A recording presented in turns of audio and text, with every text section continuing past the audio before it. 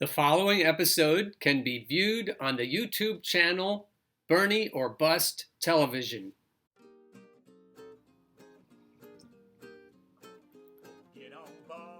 Good morning, USA, and welcome to another episode of the Bernie or Bust Show. What are we going to say to Elizabeth Warren after the debacle of the last few days, after the smearing, after the attacks, after the disingenuous and blatant lying? What are we going to say to her? I'd like to call on Nathan J. Robinson for help because he's a little more tactful than I am. This article is from Current Affairs. He's the editor. Everyone is getting on the Bernie train. It's time to unify. This is a historic opportunity. Don't be a fence sitter. That's one way to say it. I think he's accusing Elizabeth Warren supporters of sitting on the fence, and let's look at why he thinks that. Bernie Sanders has just pulled even with Joe Biden in Iowa. Actually, he is in front of him now, as he is also in front of Pete and Elizabeth, and is beating him in New Hampshire. He still is, giving Sanders a reasonable claim to being either the front runner or the co-front runner for the 2020 Democratic nomination. Let's just say it. Bernie is now the front runner for the 2020 Democratic nomination. Knock on wood. Bernie has struck fear into the heart of the establishment, and even more moderate commentators like Chris Celica have noticed that Sanders is in a very good position now. Not only does he top the polls, but his fundraising blows every other candidate out of the water. He has a powerful organization of committed supporters. He is the most liked of all the candidates. He is rated best on critical issues. He has the most enthusiasm, and he has a strong message that distinguishes him from the other candidates. Despite being constantly shunned or attacked by the media and bitterly opposed by the Democratic establishment, Bernie has managed to pull even with the former vice president, and even to nose ahead of him a little bit. My own take on this, Chris Celica and other moderates, I think they're trying to paint a target on Bernie so that the establishment pundits and Democratic politicians will go after Bernie now. Taking the gloves off. Bernie Sanders also has a strong case to make that he is the most electable candidate in a race against Donald Trump. As Matt Iglesias of Vox has noted, Sanders has good ideas on the topics in which the choice between Democrats matters most. He has a plausible electability case, he's been a pragmatic and reasonably effective legislator, and his nomination is by far the best way to put toxic infighting to rest and bring the rising cohort of left-wing young people into the tent for both the 2020 campaign and the long-term future.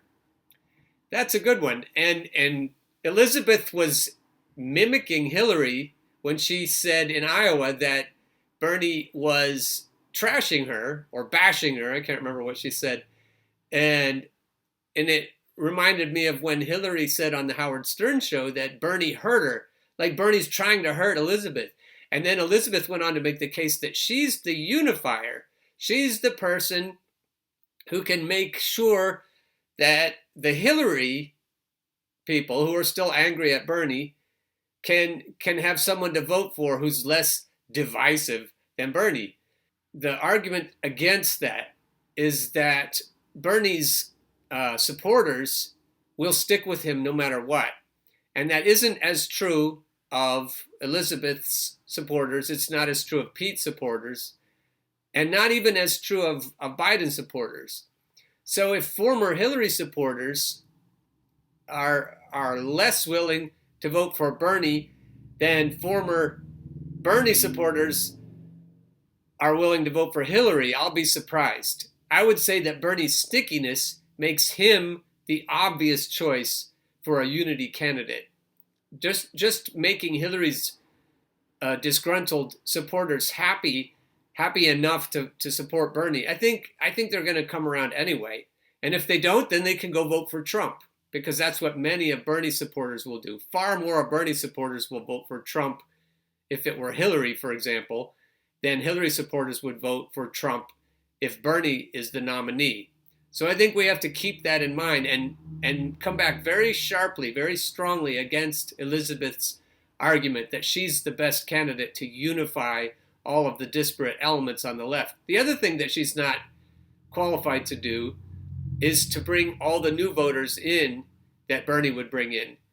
Trump is running what is marketed as a populist campaign. Whether it is or not, it's marketed as a populist campaign. So to compete with him, the left needs to bring a populist candidate, not an establishment candidate, to run against Donald Trump. This GIF below kind of shows what I'm talking about. And they stay in the ear enough of the folks in Washington that it has made it almost impossible to get almost any kind of change. That's Elizabeth. She thinks it's almost impossible. She's saying so out loud, that it's almost impossible to get any kind of change. And that's because she would not be the organizer in chief.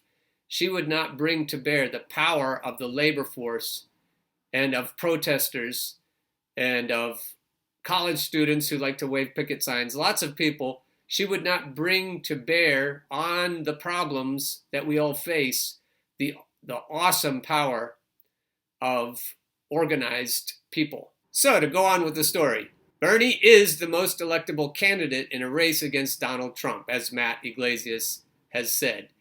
It was nice of Matt to say that Bernie is an effective legislator, because it's true. This magazine, Current Affairs, has been saying since 2016 that the best way to get rid of Donald Trump is to let Bernie Sanders at him. Sanders can neutralize Trump's anti-establishment message by offering a far more persuasive, authentic, and compelling left populism, and Trump will find it hard to attack Sanders as a hypocrite and fraud the way he can attack Joe Biden, Elizabeth Warren, or Pete Buttigieg. Just come right out and say it, Nathan. Joe, Elizabeth, and Pete all are frauds. Bernie has a very clear pitch to apolitical and disaffected people, and he is fantastic at going after some of Trump's own voters in a way that none of the other candidates can. Ryan Grimm of The Intercept, in a recent report on Sanders' powerful organizing operation, noted that there is now a well-resourced and complex organizing apparatus that has been 5 years in the making, the most ambitious effort yet to link face-to-face movement-style organizing with technology not available to previous campaigns. Alarmingly, it is noted that the only campaign doing the same kind of organizing Bernie is doing on the ground is Donald Trump's, which should be reason enough to support Bernie. Bernie's fundraising capacity, the borderline fanatical devotion of his supporters, that's the stickiness, his strength among teachers, nurses, bartenders, and construction workers, all of these are unique assets that Democrats would be colossally foolish to squander. People are beginning to notice that Bernie Sanders, 1, has a good shot at the Democratic nomination, and 2, is the best available candidate the Democrats have. You're even starting to see headlines like, "Be prepared for President Sanders," on the Wall Street Journal op-ed page. Now is the time, then, that all progressives need to come together and seize their moment. Now he's getting to the central point of his article. There is a historic opportunity waiting to be taken. Whether you believe in the left social democratic agenda that Bernie so powerfully articulates, or you just want to defeat Trump, the task is the same. Everyone needs to get on the Bernie train, and they need to get on it now. Choo-choo! The sooner we can unify behind Bernie, the sooner we can focus on the real enemy, Donald Trump, a cartoon of an evil billionaire, a sadistic war criminal who inflicts hideous suffering on migrants and cares about nothing except his own power and glory. Unfortunately, though, he also is making the marketing angle that he is a populist president. And that's the part where Bernie is uniquely poised to combat him. Too many progressives have sat on the fence. Even labor unions. I've noticed that. Even labor unions whose fortunes would be transformed overnight by a Sanders presidency have avoided backing him. The time for that is over. We need to get over this shit now. Boy, especially labor unions. I don't know how you could ever back anyone but Bernie. This is a once-in-a-lifetime opportunity. The moment is now. Let's push Bernie over the edge, wrap up the nomination, and take the country back from this monstrosity. And that's where we really have a good point to make, in addition to Nathan's point, because the Bernie or bust train includes, I would say, it includes people who are hard to organize. It includes people who would even vote directly for Donald Trump if Sanders is cheated again. And so with that kind of leverage, we can, and the kind of stickiness that Bernie Sanders inspires in people, I think what we can do for Hillary supporters and other people who are more neoliberal and more corporate, more elitist, who are our own friends and neighbors and acquaintances, I think what we can do for them is to say, look, if you really, really want to get rid of Donald Trump, there's only one way it's going to happen. Bernie's new momentum in the polls makes it even more obvious. It's time not only to get on board the Bernie train, it's time to get on board the Bernie or bust train. That's why my episode yesterday, I excerpted part of it and called it the Bernie or bust episode. I hope you'll go back. That was yesterday. I hope you'll go back and watch that one. And please share that with your friends who have expressed a need for party unity. Party unity is, the party isn't really unifying a lot of Sanders supporters who are independent. It isn't party unity exactly. It's more like Sanders unity, and it's not going to be party unity, despite the best efforts of the sheepdogs. The Bernie or bust train is leaving the station, and enough people are on it, far and away, enough people are on it to make sure that the only kind of unity we're ever going to have in the foreseeable future, with people, so many people fed up with neoliberalism, the only kind of unity we're going to have is if it's behind Bernie. I should have said behind any truly progressive candidate. So hashtag unite behind Bernie, and let's get on this train together. The case is not just pragmatic, but principled. Bernie's agenda is the morally right one.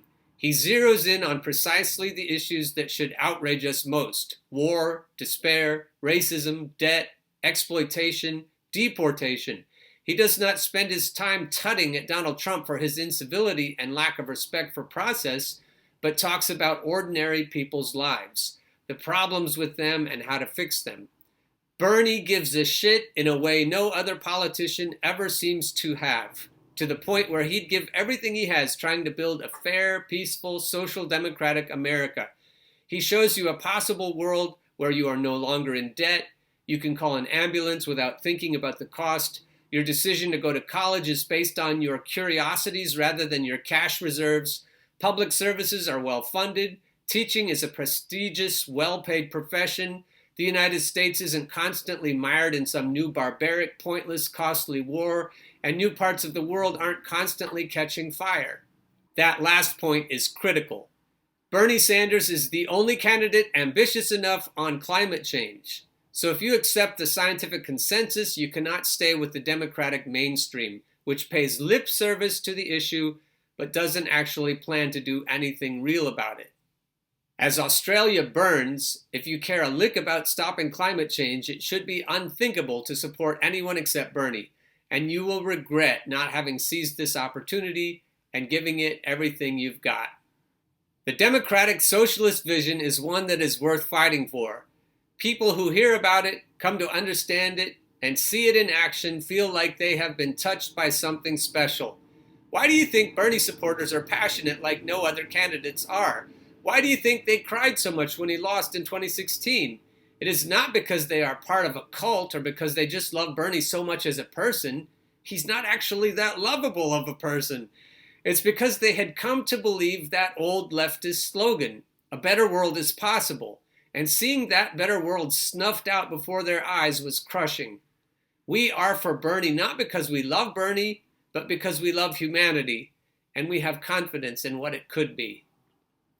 Speaking for myself, I love Bernie because he loves humanity. I feel, and this is corny, but I feel that he loves me. I've watched him speak in person, and I've seen that love flow out, and the crowds have gone wild. The crowds feel it too. So even if he is somewhat acerbic, curmudgeonly, and irascible, I still think people's stickiness is rooted in love, in genuine love for Bernie Sanders. By contrast, Donald Trump accelerates this country's descent into an amoral dystopia where strength is the only virtue and the weak suffer because they deserve it. The world we will live in if we do not reverse course is a brutal and bleak one. It is a neo-feudal nightmare state where people like Trump, Jeff Bezos, and Rupert Murdoch control the world, and democracy is reduced to a joke. It is a place where non-Americans are treated like animals, and animals in nature are treated as worthless entirely. It is a place where your value as a human being will be based on how much you can command in the free market, and where self-interest will rule absolutely. It is a world that will burn because greedy psychopaths would rather let millions die than sacrifice even a tiny bit of profit or give up one of their $100 million houses. Or in Betsy DeVos's case, one of their, I don't even know, maybe $100 million boats. It is socialism or barbarism, and Donald Trump is running on barbarism. We need a candidate who fully understands the stakes. They need to know the source of what has gone wrong and have a radical alternative. They can't be some tepid compromiser talking about the need for some new rules and regulations. They can't capitulate before the fight starts. They need to have a moral seriousness that shows they take the pain of others seriously. They need to fill people's souls, to assuage their fears, to challenge them to be their best selves, and to present a vision of the beautiful world that could be if humanity got its act together, versus the horrendous world that will be if we allow the deadly logic of nuclear weapons and climate change to continue unfolding. This moment demands something, a kind of power we have never before mustered, a resolve we have never before felt, a breadth and depth of vision we have never before dared to pursue. Thank God we have Bernie Sanders. I hate to sound like Margaret Thatcher, but there truly is no alternative. Joe Biden is a centrist candidate, but 2016 should have finally put to bed the idea that centrism is synonymous with effectiveness. Nobody is enthusiastic for Biden. He's struggling to raise money, he can barely fill a room of supporters, and he has glaring weak spots. For one thing, he's running as the anti-malarkey candidate while constantly spewing grade-A malarkey. Pete Buttigieg would be lucky if anyone under 40 voted for him, especially after he has relentlessly trashed left ideas with dishonest right-wing talking points. He is also the least likely candidate in the primary field to solve one of Hillary Clinton's core problems, the disillusionment of black voters. Buttigieg is a humorless consultant who comes across as the kind of guy who fires people for a living. Good luck defeating Trump without any young people or people of color. Some people are still desperately trying to make the case that Amy Klobuchar is the Democrats' secret weapon. If this catches on, I will take time to explain why it is laughable, but since only about 10 people seem to believe it, one of whom is Nate Silver, I do not see the need to right now. Okay, Elizabeth Warren. It is time to be honest about Elizabeth Warren's candidacy. I think every Bernie supporter would say she's one of the top 2 people currently serving in the United States Senate, just as she is one of the top 2 candidates in the Democratic primary. But unfortunately, this has led many to avoid being blunt about the massive differences between running Sanders and running Warren, and to refrain from forcefully making the case that progressives need to unify behind Sanders immediately. Personally, I have long believed that Elizabeth Warren would be a disaster against Donald Trump, and I am not the only one who senses this. She literally kicked off her campaign with a video doubling down on her native ancestry claim in response to Trump. She has waffled on issues in a way that makes her seem either dishonest or uncertain, or both, I think. She was for single payer in 2008, then she was against it in 2012, then she was for it during this campaign, but now she's against it, might be against it. I'm not sure, but she's made it clear she doesn't intend to fight for it. We've covered that on many other episodes, so I won't augment what he's saying there. Her track record of building political support is worryingly tepid even in Massachusetts. She was a latecomer, not a leader, on every part of the Sanders agenda she now sort of supports. Her much heralded plans, the centerpiece of her campaign, are often convoluted and confusing. And I would add they're formulated that way on purpose so that they can't be achieved. That's what centrism has done. That's what incrementalism has done, where we make excuses for why we can't get anything done. She thinks the existence of billionaires is fine, which means she thinks feudalism is fine. She is evasive where Bernie is frank, where he explains how tax rises are offset by the elimination of premiums. She tries to disguise tax rises while echoing Republican anti-tax rhetoric.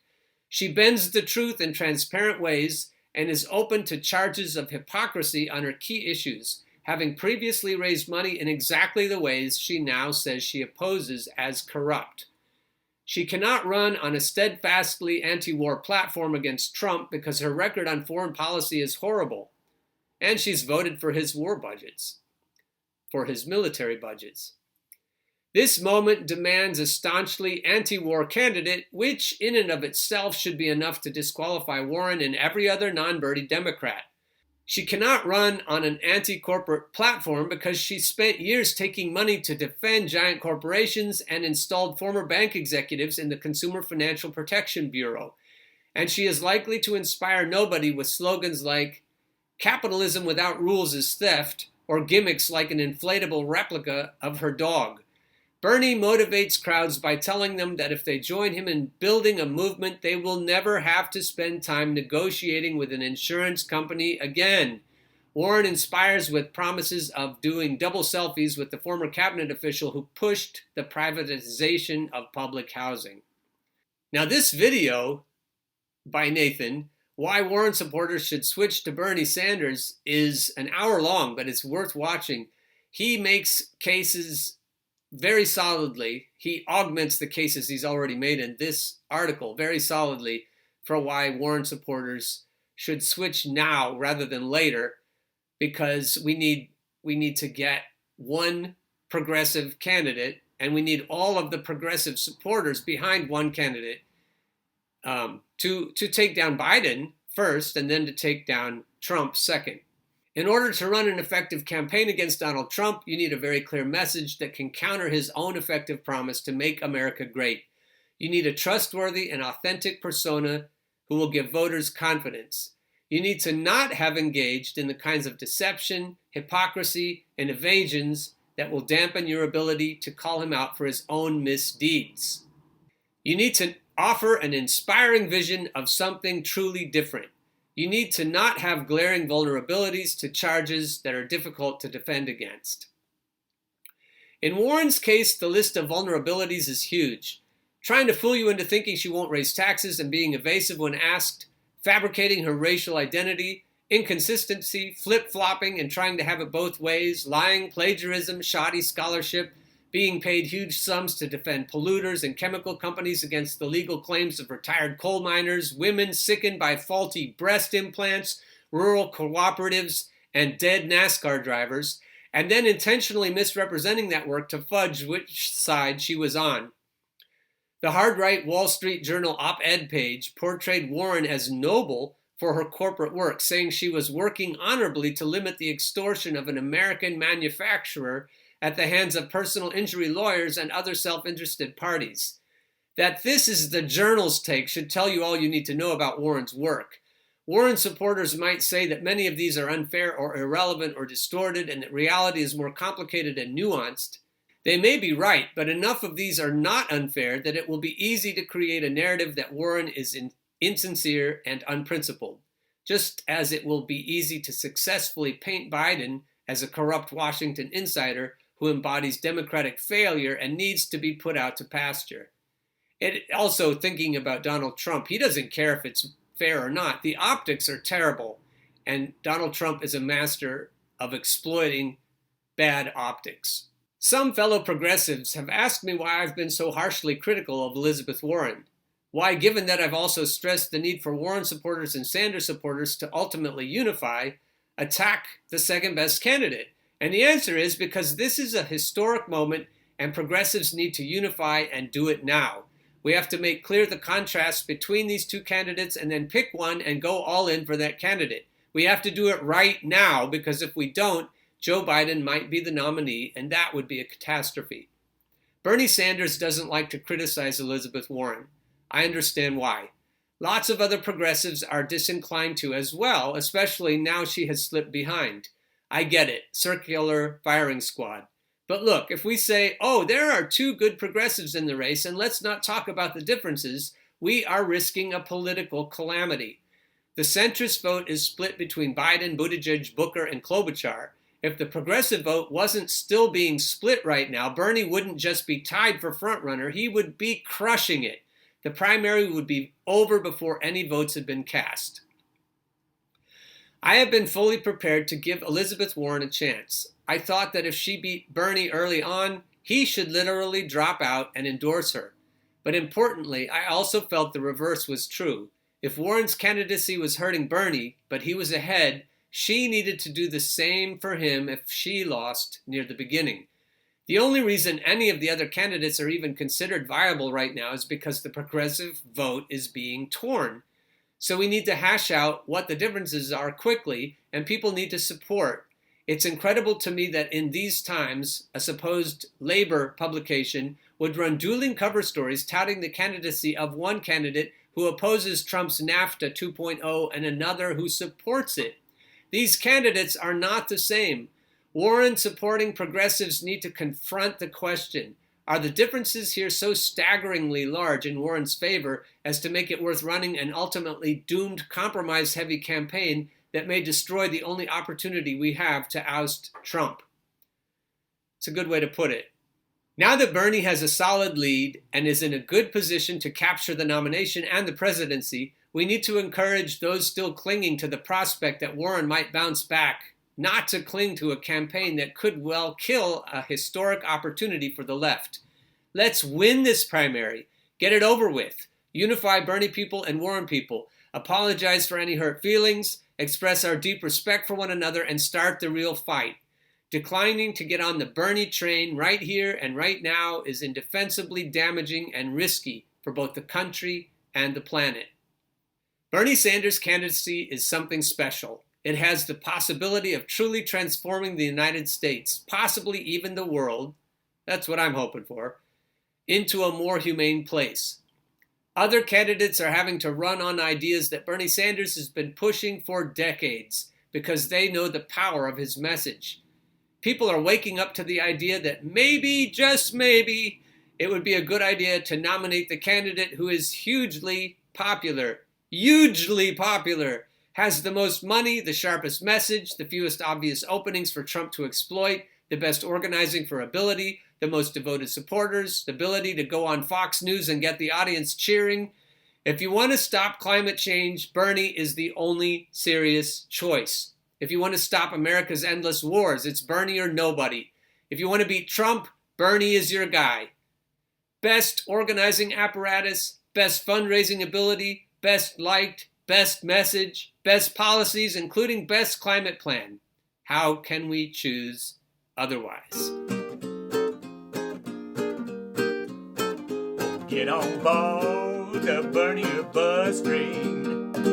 Come get on board the Bernie or bust train. Once you hear that clickety-clack, there ain't no time for turning back. Oh, get on board the Bernie or bust train.